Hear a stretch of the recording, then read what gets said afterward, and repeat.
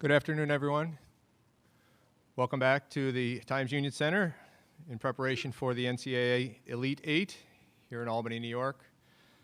We'll have the student athletes and Coach Auriemma from UConn in just a few minutes. They're scheduled for 1:10. A number of reminders.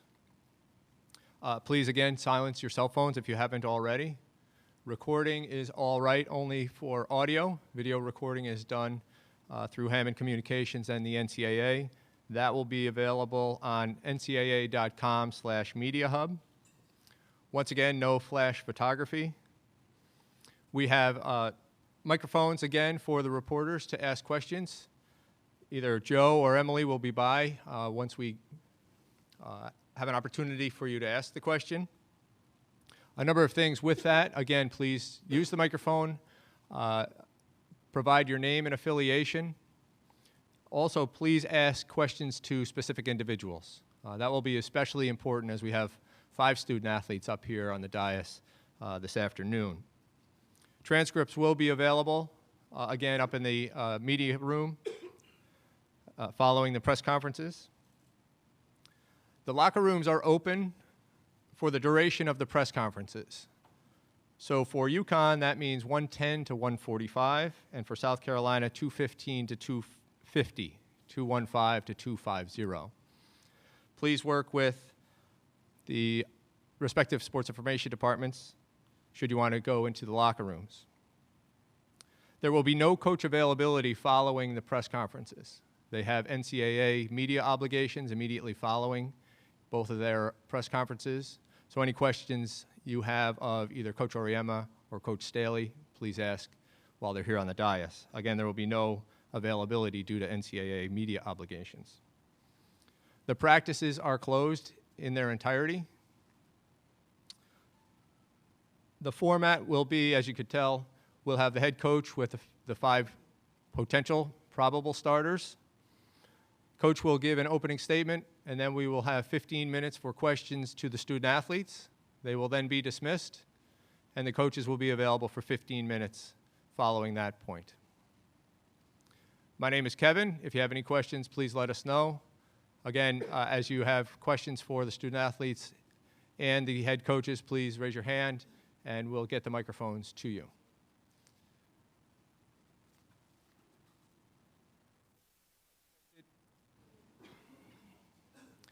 Expected for UConn, of course, head coach Geno Auriemma, and the probable starters, Crystal Dangerfield, Kia Nurse, Gabby Williams, Nafisa Collier, and Katie Lou Samuelson. The student athletes will be on the dais from 1:10 to 1:25. Thank you.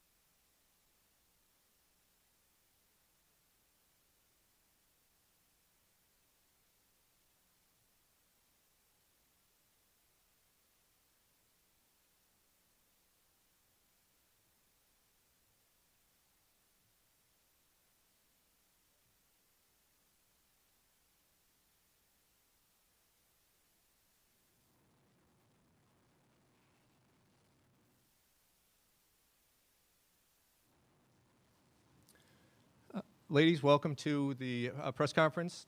As we're waiting for Coach Auriemma, just a reminder to please make sure you speak into the microphone. We're not only trying to help the audience here, but also webcasting.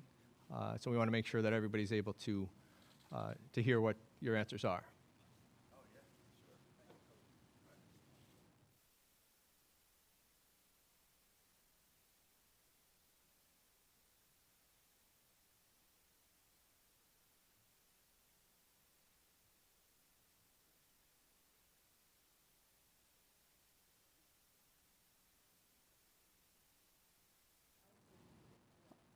Joined now by head coach Geno Auriemma, as well as student athletes Crystal Dangerfield, Kia Nurse, Gabby Williams, Nafisa Collier, and Katie Lou Samuelson. The format will be, Coach, we'll have an opening statement from you, if you would, and then we'll have questions directed to the student athletes only, after which we'll excuse the student athletes and continue questions with Coach Auriemma. Coach Auriemma, an opening statement, if you would, please. Thank you. There's really not much to say at this time of the year. After today, there'll be two teams already going to the Final Four, and 2 teams tomorrow, and we're one of them. So we're in a great spot. We're in the spot where we wanted to be when the season started. But it's not obviously not easy. It's never easy when you get this far, because there are no easy games and there are no easy teams. So I think every team that plays this weekend understands that, and I think we have a team that has enough experience and has been through these a number of times, and I feel good about where we are right now. Thank you, Coach. Do we have questions for the student athletes? If so, please raise your hand. Over here to the left.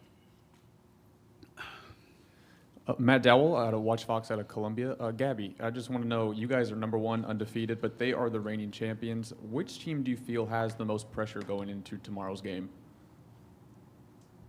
I think we do. I mean, obviously there's pressure both ways, but for us, anything, if we come short of this, it's kind of a disappointing season, and I think that just goes with the 30 years of history that this program has, that we've built up, that we have such high expectations every single year. Question here to the right.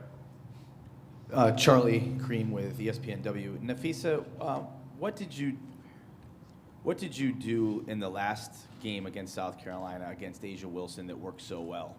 And maybe what are some things that you maybe didn't do so well that you'd like to accomplish this time? I think we just really try to play team defense. Gabby actually guarded her for a lot of the game. But like I said, really just trying to limit their post touches and limit how many shots they get, like second chance shots and their rebounds and some things like that.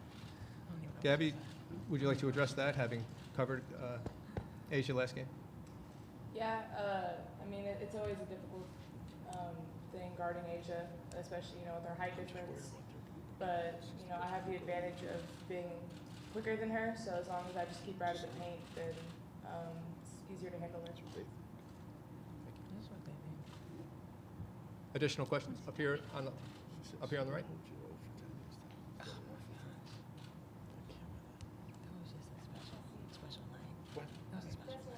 Hi, for Katie Lou and Crystal, how much do you lean on your seniors before a game like this as far as advice, anything they can help you with? Yeah, I mean, I think it's really big for us to have our 2 seniors out here really leading us every game, and I think we're at the point in the season where, before the game, I won't necessarily go ask one of them what to do, but during the game, I look to them, and you just see when they're calm and they kind of are controlling the pace and everything, we all kind of follow suit after that. Crystal, anything to add? I do think they do a great job of being our emotional leaders, and when things do get out of control, they get us together and make sure that we're on the same page. Question here to the right. Tim Wilkin. Tim Wilkin from the Albany Times-Union. This is for Kia. You guys beat them by 25 earlier this year. Why should people think anything will be different tomorrow night? One thing that was brought up yesterday is that we like to think that we are not the same team that played in February, just as any team in this tournament is not the same team that was playing in February. So every game that we go into, every practice that we go into, every scout session, it's a matter of what do we have to do for the game in front of us. Trying not to think back on what happened last time, understanding that everybody gets better as the season goes on, and it should be a good game either way. Question over here to the left. Joe Cook, WLTX. This is for Katie. In that first meeting, you guys were able to score 23 points off of turnovers. And seeing how USC has turned the ball over a lot recently, is that a key point for you guys going into this matchup, is getting a lot of turnovers?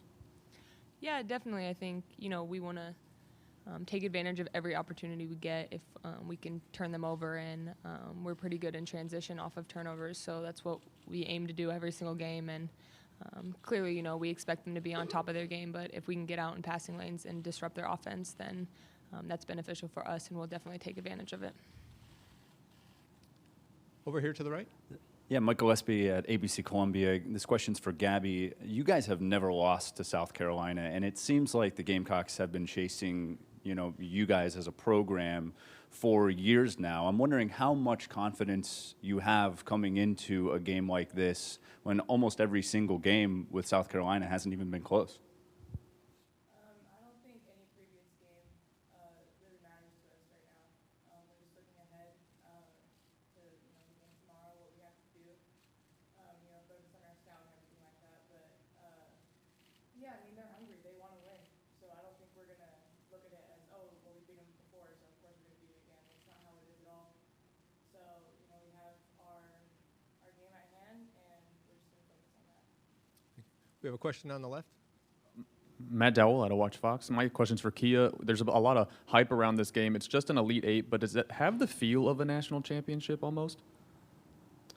I would say in a sense, when you get to this point in the season, every single game that you play is a do or die situation, and your season is on the line, whether you win or lose. And I think with that understanding, the tournament itself and understanding that there's an elimination at hand, you have to come in with a certain focus, a certain intensity, and a certain energy in order to give yourself a chance to have an extended season.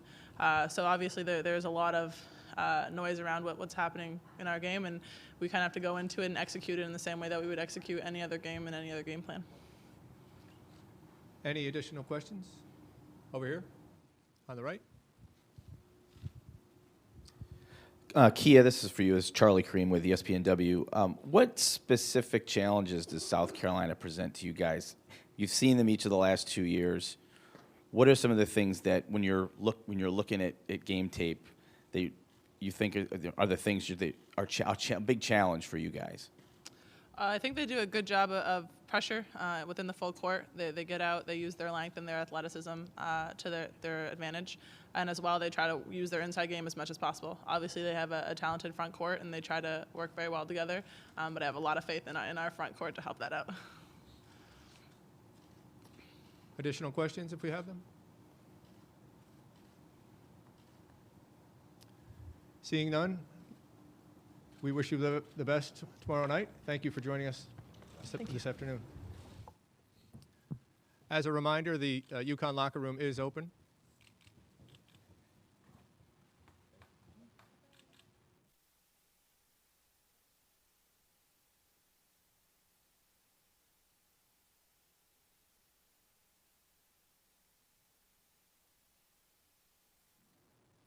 Questions for Coach Auriemma over here on the left? Mike Anthony from the Hartford Courant. Geno, the way the game played out February 1st and the way you guys kind of met that moment so emphatically, I'm wondering, was that a point in time this season where you you realized the potential of your team even further? Was that a major step forward for what you thought your team was capable of this season?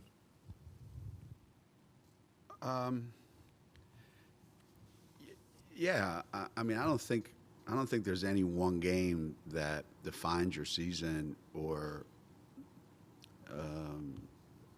either good or bad. I think it's one game, and we were in a really good frame of mind, and we knew exactly what we needed to do, and we made a lot of shots. You know, I mean, that makes everything look great when you knock down shots. And,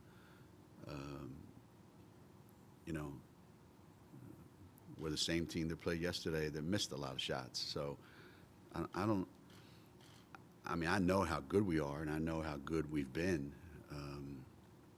And that was a game, but so was the game at UCLA, and so was the game against Louisville. And,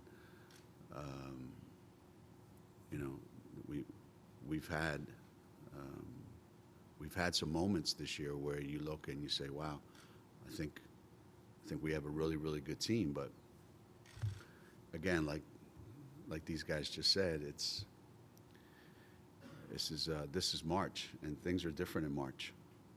And we proved at their place that we are really, really good. The problem with where we are and where this tournament is you have to prove it again. And if South Carolina beats us tomorrow night, nobody's going to write a headline in the paper. South Carolina goes to the Final Four. But don't forget they lost in February at home. Nobody's going to give a damn about that game. It's all about tomorrow night. Over here to the right. Jim Fuller, New Haven Register. You've been up on these podiums with a lot of players with championship experience. They have 5 players who played in championship game. How important is it on both sides to have 2 teams that have players who have been there and done that at this time of year? Obviously, experience is huge when it comes to being able to perform in a big moment on a big stage. It truly does help to have been there, and the team we're playing tomorrow night has been there, and they won the national championship last year, so they know how to win. They know how to win tomorrow's game, and they know how to win the next 2 games. And we're not playing a team, you know, like last year we played UCLA and Oregon, 2 teams that have never been in that situation. So, you know, it is a unique scenario that you're playing against a team that has been where you've been. So I don't know that there's an advantage either way. Question up here, Doug. Hey, Coach. Doug Feinberg, the AP. I think I've asked you this question 10 of the last 11 years. You've made it to the Final Four. You always say that this game, somebody steps up on your team to help carry you there. Correct. Any idea who that might be of this group? Because it seems, I mean, you guys are pretty balanced that somebody could do it. Do you have a thought in your head, hey, you know, I think this person may be the one to have that game to get us there? I don't know. That's a good question this time as opposed to the other times.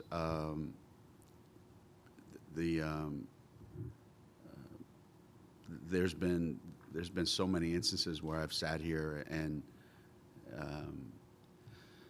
excuse me, everybody sitting in front of me knew pretty much 90% of the time where the ball's going to go and who's going to do what. But we do have a somewhat of a balanced team, and we have players that are capable of carrying us for stretches. I don't know that we have anyone that is going to be asked to do it the whole game and carry a bigger load than anybody else. Most of the games that we've won, really good games this year, have been team efforts. There hasn't been, you know, one player. Maybe that's why nobody's talking about any of our players being National Player of the Year, you know. We've relied more on our team than any particular individual. Up here to the right. Roger Cleveland from the Waterbury Republican American. Can you just talk about the challenges that South Carolina presents, and is it more than just their front court? Yeah, I don't think you win that many games and get to this point by being somewhat one-dimensional or limited. And yeah, I mean, you can go in there and say, well, you know, will do a great job on their front court. They've got other good players. You know,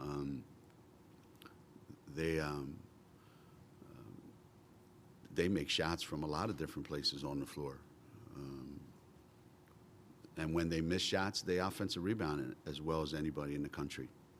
So I think it'd be foolish to think, okay, if we take this away from them, then we're definitely going to win. I mean, it still comes down to, you know, you have to score.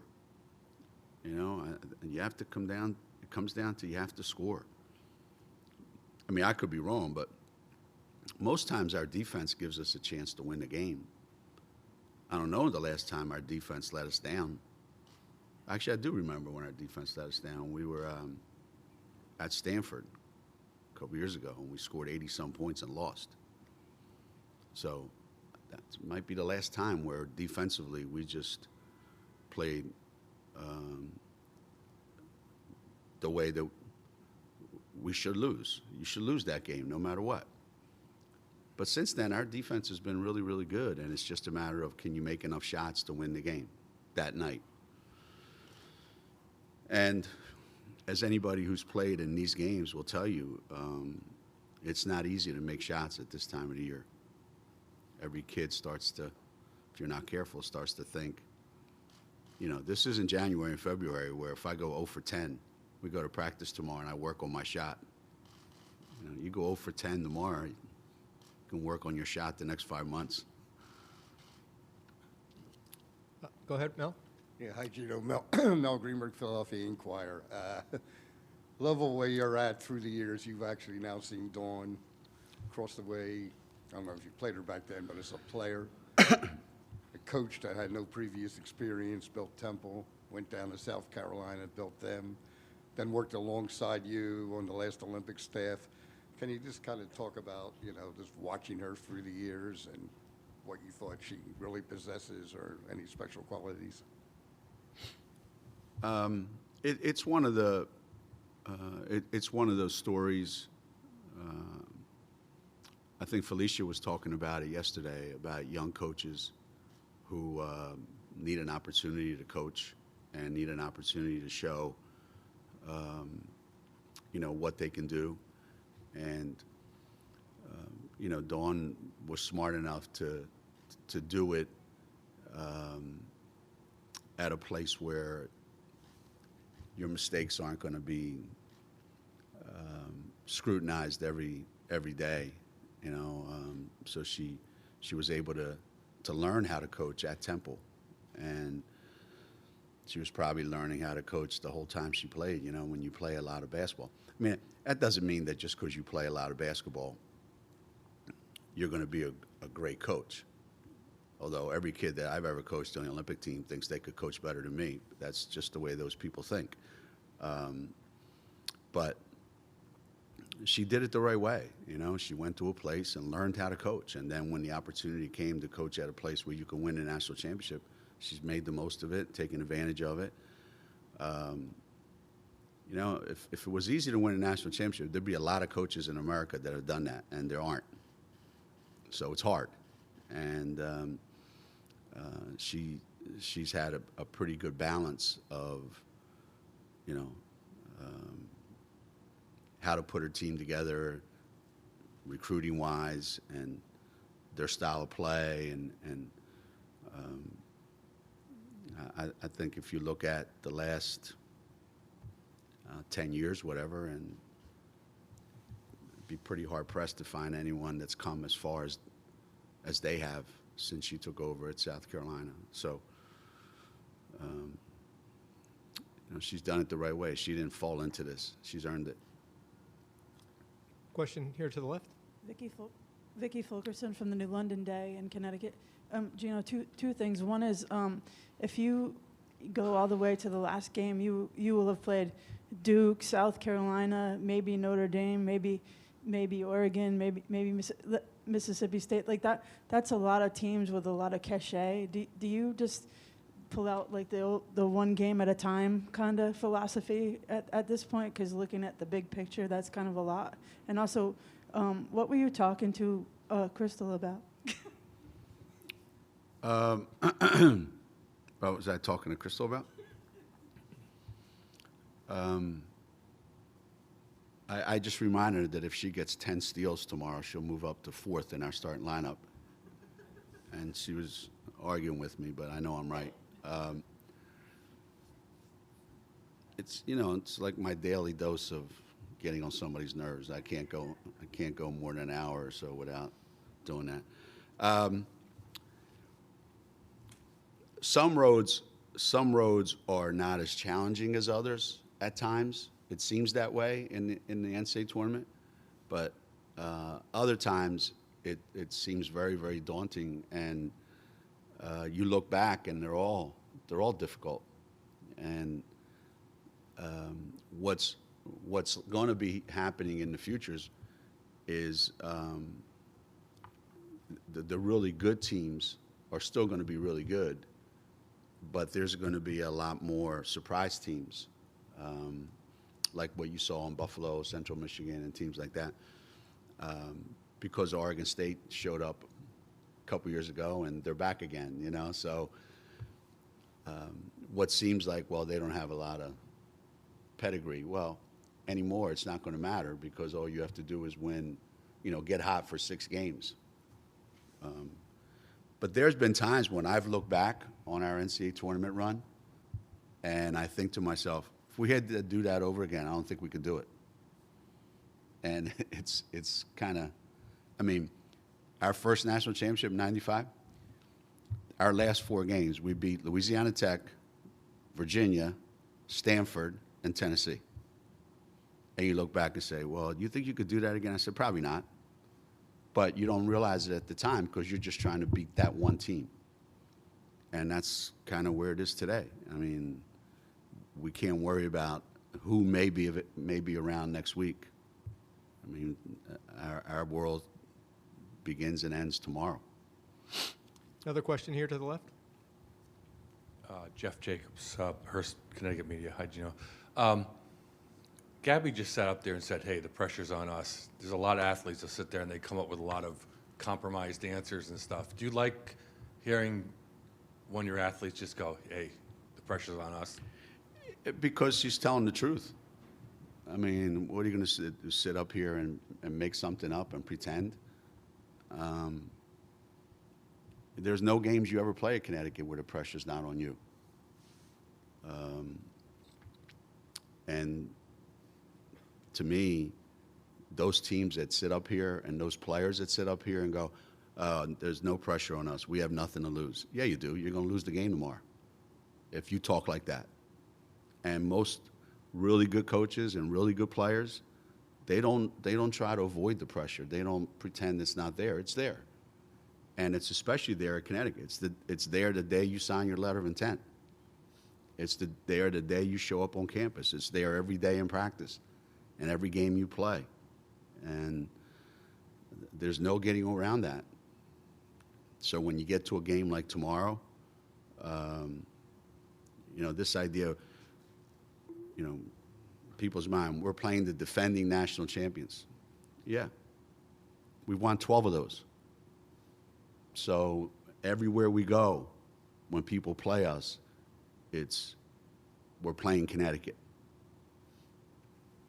That's what our kids live with every day. And the interesting part about it is they manage to be great in that environment. It's remarkable, I think, when you come to Connecticut and you realize there's nothing that you could do in your 4 years that hasn't already been done. I mean, unless you go undefeated all 4 years, but. Question up here, Doug. Geno, you mentioned before Felicia's comments yesterday that got a lot of play. I'm sure you've seen them now. Yeah. I recruited Felicia when she was in high school. You actually lost a recruit? I'm old, huh? She played for Barb at Syracuse. She's a great kid. With what happened with Jamel as being a former assistant who's African-American who got let go, Tanya's had good success at Temple so far. Do you think it's not fair for coaches of African American coaches to have a chance to get hired again if they don't succeed the first time and get fired? Is that something you've been around the game for long enough to know people that maybe they don't have as much of a chance? They have one chance to do well, and if they don't, they may not get another shot. Yeah, I have a lot of thoughts on that. That this may or may not be the right time. I don't know, but I've been through a lot in my coaching career, you know, in the 30-some years, and the way it goes, I think, is things go in cycles, and athletic directors and presidents, they look for the flavor of the month, you know? So what's popular these days? What can I do that's going to make me look good in my athletic department, or what does my president want me to do? I've had athletic directors call me and say, can you recommend 5 people for the job? And I'll give them maybe some names, and they'll go, well, my president told me I have to hire this. Like, even before going in, they've already made a decision, this is what I have to hire. Not, I want to hire the best coach. I want to hire someone who can help us win. I want to have somebody that can build a program. I almost never get that. So a lot of kids like Jamel and Felicia and Barb will tell you this as a former coach. A lot of kids get jobs they're not prepared for. Why? Because it looks good. So they're put in situations where they can't win. And then 5 years later, they're fired, and everybody goes, see, I told you. Well, they had no chance right from the beginning. So nobody wants to give them a second chance. It's stupid. That's why when I was talking about Dawn, you have to go to a place where when you screw up, it's not going to kill you.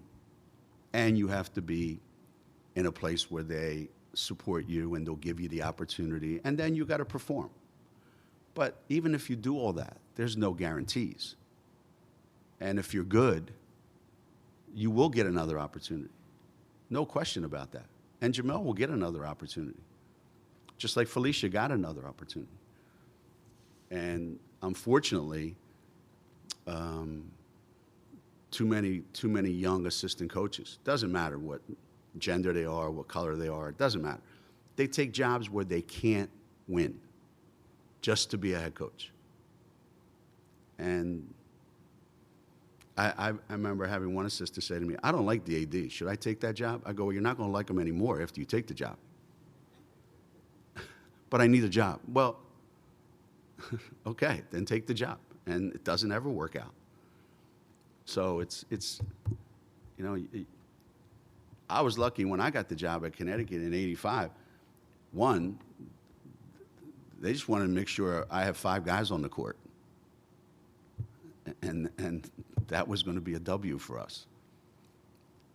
So if you take a job today at a big, like BCS school, the demands are huge in some places. And you got to perform. And at other places, you take a job at a place like that, they don't care. They just want to go like, listen, I got a head football coach who's a pain in my ass. I got a head men's basketball coach who's a pain in my ass. I don't need another one, so just don't bother me. I'm not giving you anything more than what you have. Just leave me alone. Am I right, Barb? Right.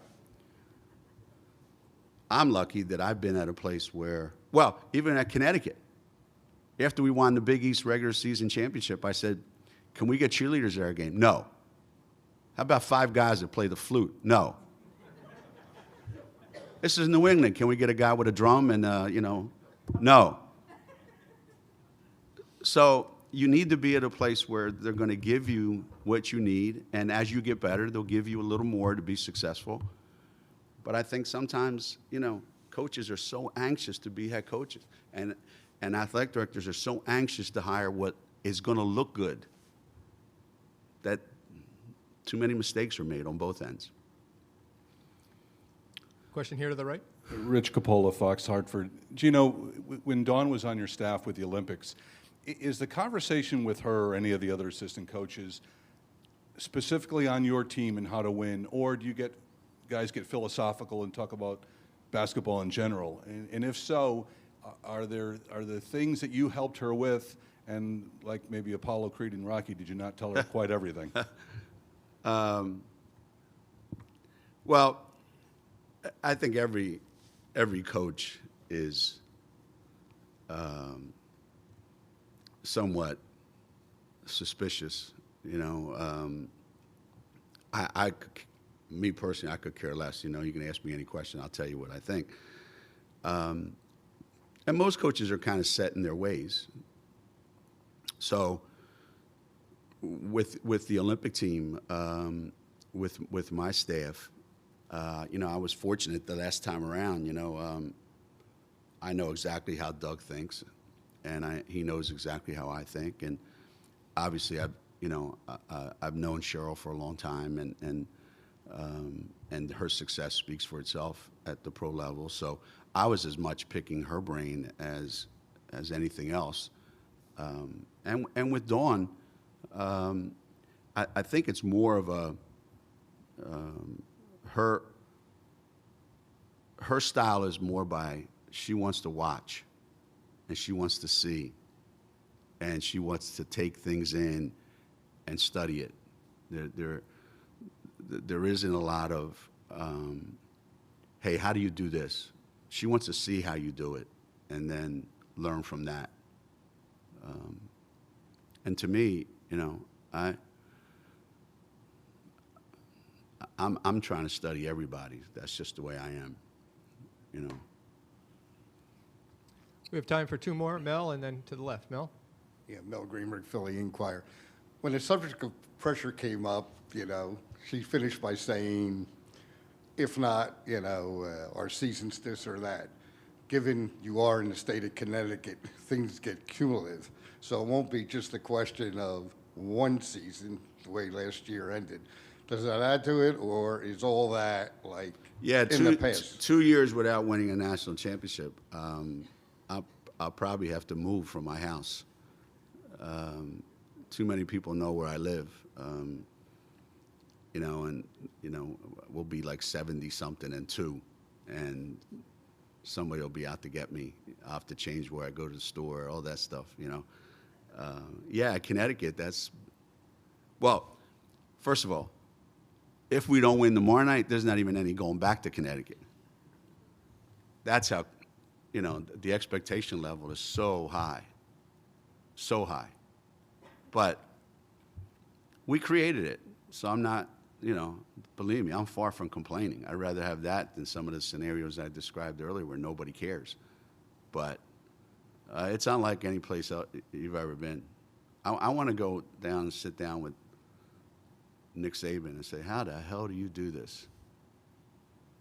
It's a different world. It's a different world. And our last question. Joe Cook, WLTX in Columbia, South Carolina. Coach, a lot has changed since that first meeting, specifically Asia Wilson's play. When you see her, what's special about her, and do you believe your team is going to be facing probably the best player in the country right now?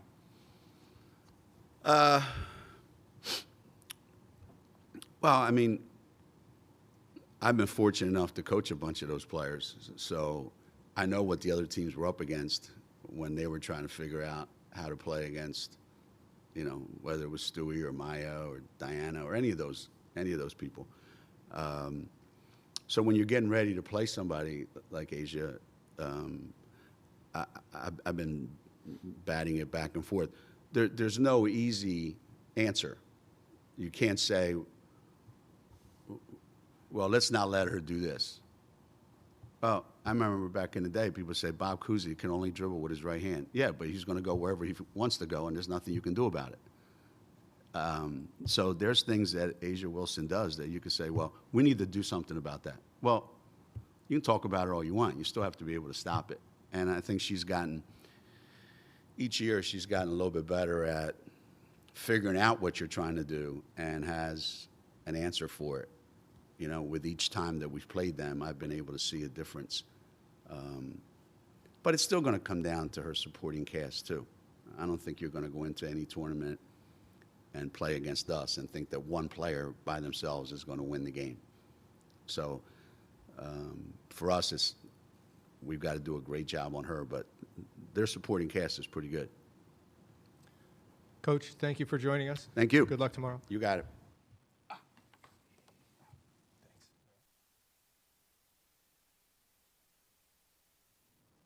That concludes UConn's media availability. Their locker room is now closed, and Coach Auriemma has a media obligation with the NCAA. We'll be back here with South Carolina in just a short time. Thank you.